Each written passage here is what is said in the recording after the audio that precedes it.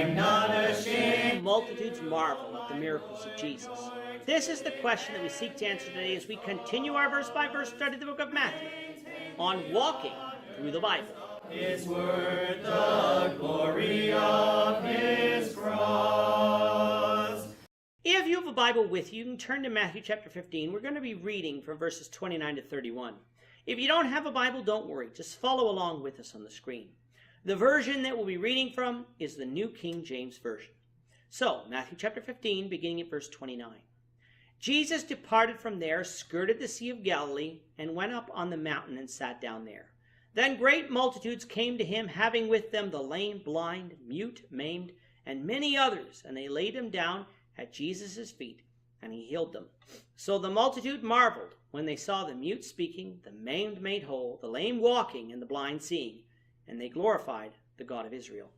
In this chapter, we have two main stories presented: Jesus calling out the hypocrisy of the scribes and Pharisees, and the healing of the daughter of a Gentile woman.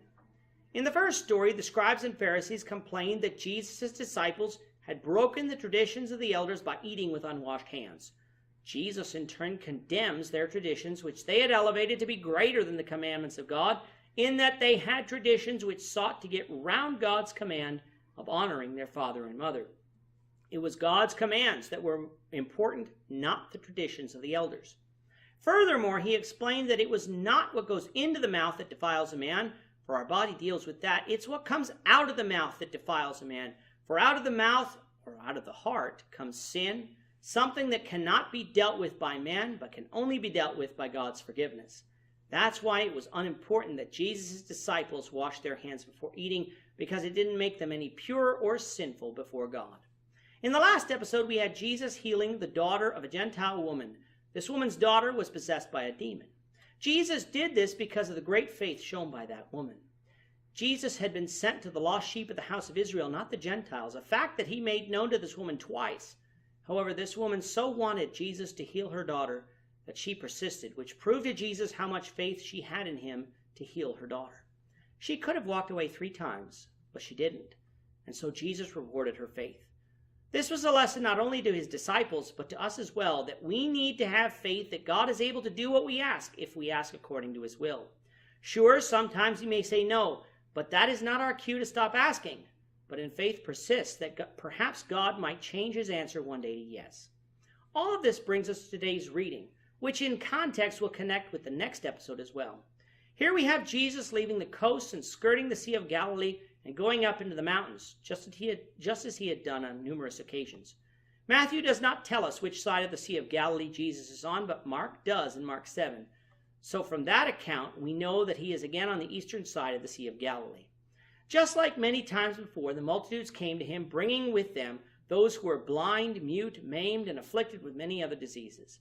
They laid them down at Jesus' feet, showing us the faith they had that Jesus could heal each one of them. Notice here that Jesus healed all of these people. He did not pick and choose which type of disease people to heal, like so many of the so-called faith healers do today. He healed people who were known to be blind and deaf, but also those who had limbs missing, so there could be no mistake as to whether or not Jesus could perform those miracles. Today, faith healers intentionally pick people with ailments that we cannot see, whip the person up into such a frenzy that the person and the crowd believe that a miracle was performed, when in fact it wasn't. If this was being performed by a doctor, we would call this the placebo effect.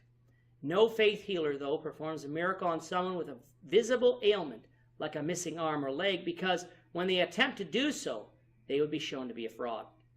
Sure, they might claim that it was the diseased person's fault that they weren't healed, but we saw nothing of that in the miracles of Jesus. He healed them all without fail. The people marveled at what Jesus did because they had seen nothing like this before. Jesus performed these miracles without working up a sweat, and the people were immediately healed. If we saw someone able to do this today, we too would marvel, for doctors cannot perform these miracles, though they can do some amazing things. But their marveling caused them to do something more. It caused them to glorify God. It was obvious to them that at the very least Jesus was a prophet from God, for it would be only through God that these people could be healed. Of course, we know that Jesus was more than a prophet. He was the Son of God himself, God in the flesh. But that the people glorified God shows that they did have faith in God and were willing to glorify him for what he had done. In the next episode, we'll find out what Jesus did for this multitude 3 days later.